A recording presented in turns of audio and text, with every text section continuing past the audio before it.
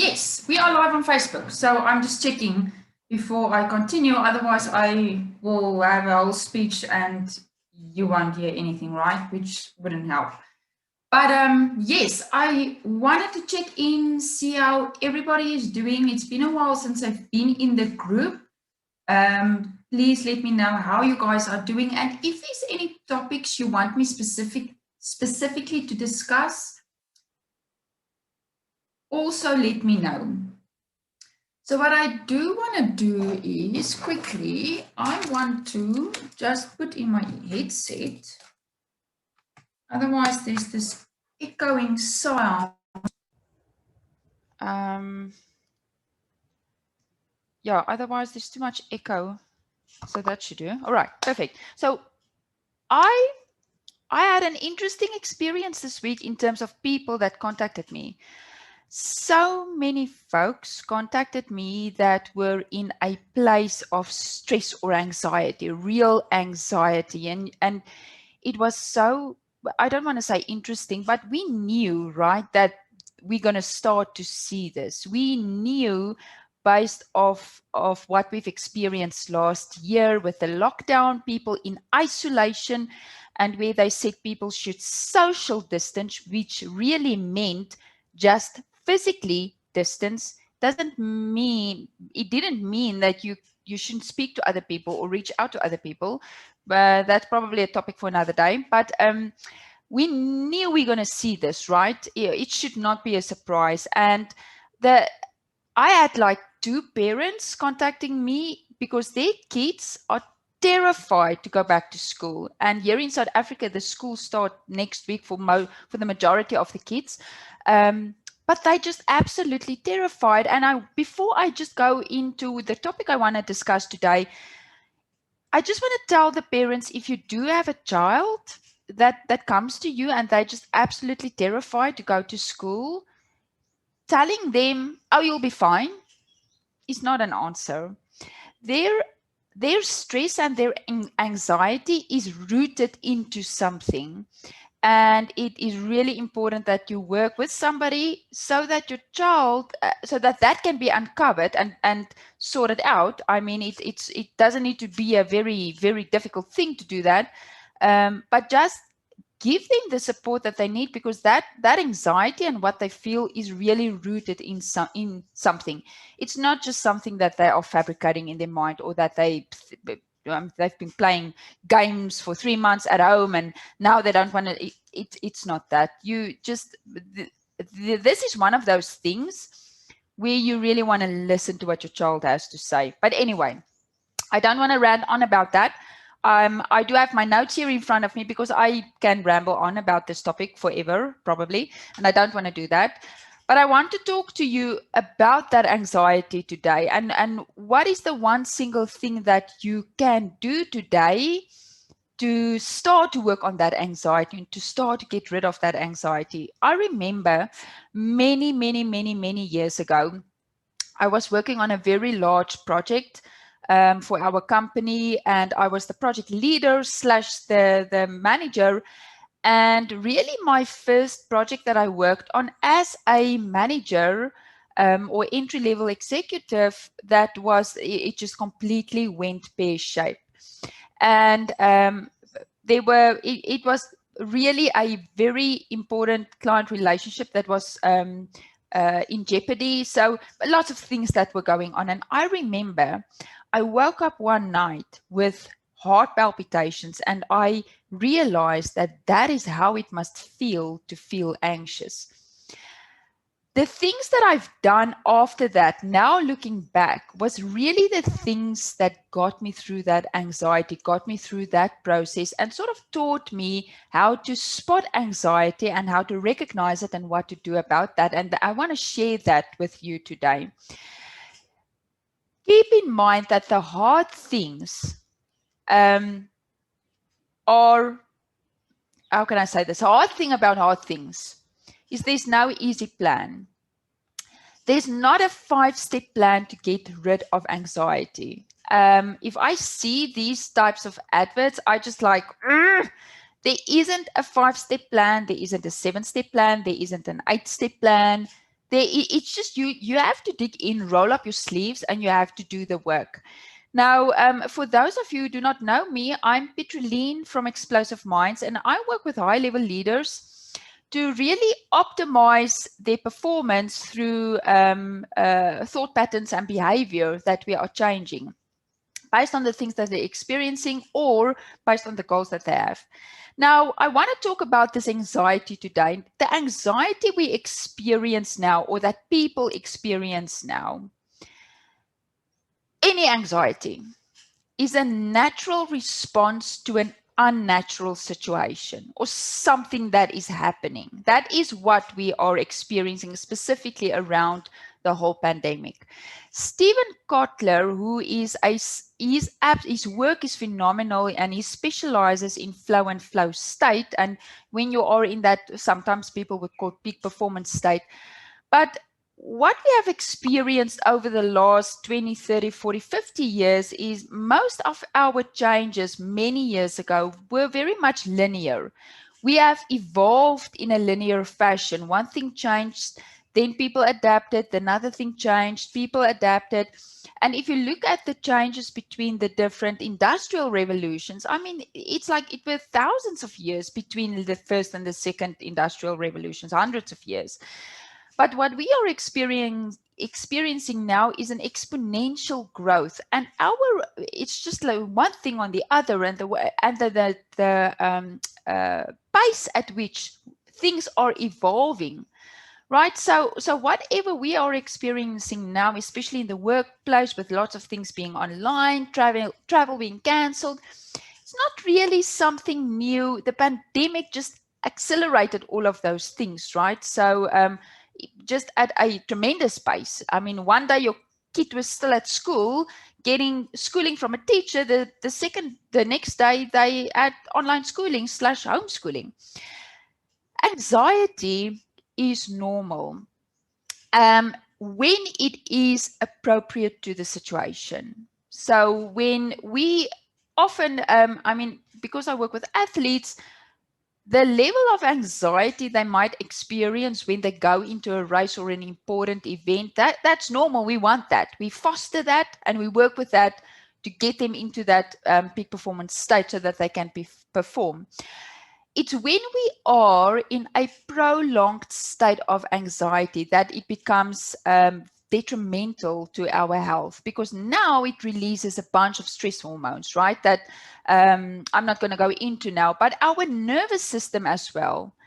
What happens is, by default, our nervous system will assess our environment for our safety, right? It needs to make sure that there's not a lion going to jump out of the bush or from behind the bush. So we use all of our senses. You don't even realize that that is happening. All of our senses throughout the day to like scan our environment to keep us safe, because that's the function of our brain. And we will become, and if we, in the moment that we identify a threat, we will immediately become more focused, and because that is what keeps us alive. So when a good example is when it starts to rain profusely and you are in the car on highway traffic or in the traffic, for some people, immediately it changes your environment. It makes you alert, and you will become more focused to focus on what is in front of you, in front of the road. Now, when a person experiences a stressor, there will be some anxiety, like I said, because that is really what motivates and activates us to do something and go over into that place of optimal performance. So when your anxiety enhances your performance, it's not a bad thing. It's okay. It's perfect, as long as there is no unhelpful behavior attached to that, right? So when the poop hits the fan, we can then fight, or we can run away, or we can freeze. So we talk about the fight and flight reaction, right? So we fight the thing, whatever is in our way, we run away, or we just completely freeze up. And that is how we have how we react to stressors and things in our life and danger and stuff out there, right? You would have heard this a lot of people talk about that. Now, because a lot of things that has happened over the past few months occurred as a result of the pandemic, right? Which is really like it's a virus nobody can see. It's not like a physical thing you can see that is jumping out from behind the bush. There is also this whole thing around the uncertainty of when it will be over, right? When a lion attack, I hope it doesn't happen with you, but when a lion attacks you, or you see a spider and you hate spiders, there is the element of that thing will pass. You catch the spider, kill it, whatever you do, and throw it out, and the event is done and dusted. So with this whole thing around the pandemic, there's really no timeline for when it all will be over, right? So we are not able to effectively use our fight and flight response. We cannot run away from it, because now, like, it's what do we run away from, right? And we cannot like fight it, because what do we like physically? And what I mean by fight and flight, I mean by physically whatever you do with your body. So what happens is, or has happened and is still happening for some people, our nervous system gears us up for action because there's a threat in our environment without any outlet for that energy. So anxiety is really a response. It is a reaction that you get from your body because there's something in your environment that it wants to keep you away from. It wants to keep you safe. Remember, your brain only has one function, is to keep you safe. So when you hesitate to do something, it's this little voice in your head that's trying to keep you safe. Your brain only has one function, is to keep you safe. So when we experience a threat, our bodies go into this heightened state of, or heightened emotional state. And then it wants you to do something, right? So in other words, you would have either fight it or flight it, or you might freeze. It wants you to go over into action.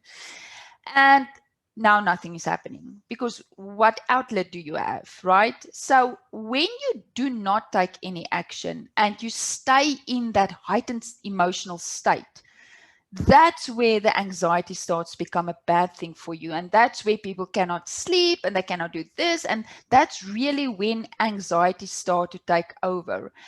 And if we are or stay in this prolonged state of heightened emotions and anxiety and stress like we know it, we are not able to use what we would call our wise mind. We are not able to logically reason things out. And you would have often hear this, people would say, if they are in the middle of a traumatic event or something has happened, you will often hear people say, just don't make any decisions now. Don't make any decisions when you're under stress. Don't make any decisions when you have to deal with a traumatic event. And that's the reason why, essentially, because you have no cognitive ability to reason things out and to clearly think about things. Our brain just does not have the machinery to do it, because what happens when we are in that heightened state of anxiety, or we sense a threat, our body sense a threat, is we are flushed with hormones, and two things happen. And it kickstarts two processes. You only focus on what you see in front of you. We've seen this with many people, right? The moment they get stressed, they don't pick up anything around the environment. They have this tunnel vision and they're only focused on that. And then creativity completely goes away. People cannot connect the dots. That is why individuals that are in high stress situations might miss steps, especially if people working in your company and they are otherwise great performers, but the moment they're under stress or experience extra stress, they might miss steps because they cannot connect the dots. They are not able to do it from a mental perspective. And that is what influence what we would call cognition and the thinking, your thinking part, your reasoning part of your brain.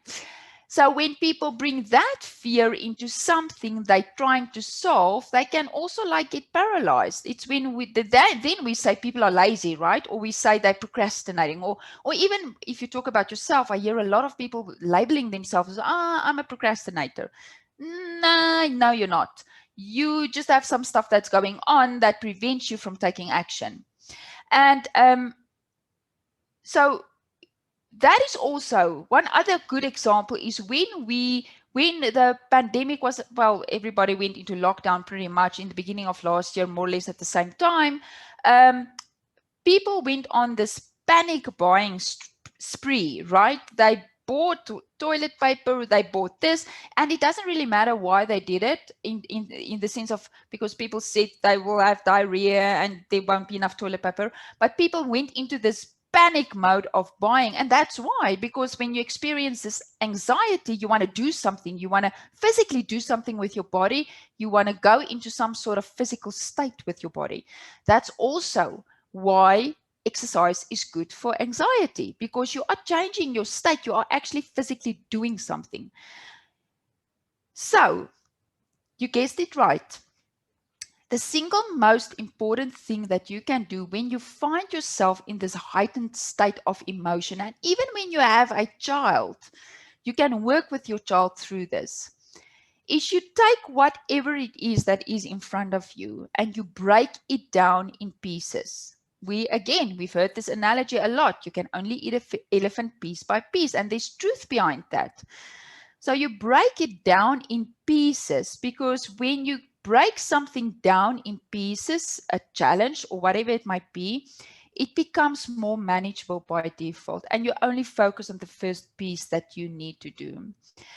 But you have to get into action. That's the key here. And when I think back at my time when I first experienced anxiety for the first time, that almost drove me to become that person that I almost want to say to be the fixer. Sorry. I became that person that was the fixer at my work, and I was always going over into action. And thinking back now, it's a good trait to have in certain instances. That is sort of where it came from, right? That element of wanting to do something and wanting to get into action. But yeah, one of the most important things you can do is chunk it down, break it up in pieces, but you have to take action. You cannot break it down in pieces and you still sit there and ponder over something and you're not actually taking action. You have to take action, right? Say it with me. I'm going to take action. All right. So let me know what action you're going to take. I want to know in the comments, especially for my group of people in the Facebook group. Let me know what action you're going to take. What is it that's in front of you that gives you anxiety? You don't have to explain how you have broken it down, but just what is that first thing? Somebody wants me. What is that one thing that you're going to do, that first step that you're going to do to take that action? I do hope this was useful. Keep this in mind, even if you are a manager of people, if you are the boss in your company, or if you are a CEO, whether you are an athlete, keep this in mind when you work with your people and you see this type of behavior with your people.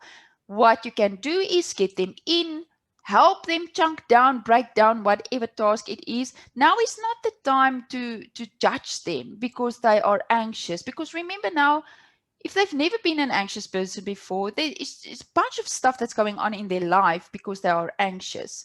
So don't judge them because they are anxious and show up anxious at work. Help them, break it down, and help them to take that first step. Hope that was useful. I'll speak to you guys again. Bye.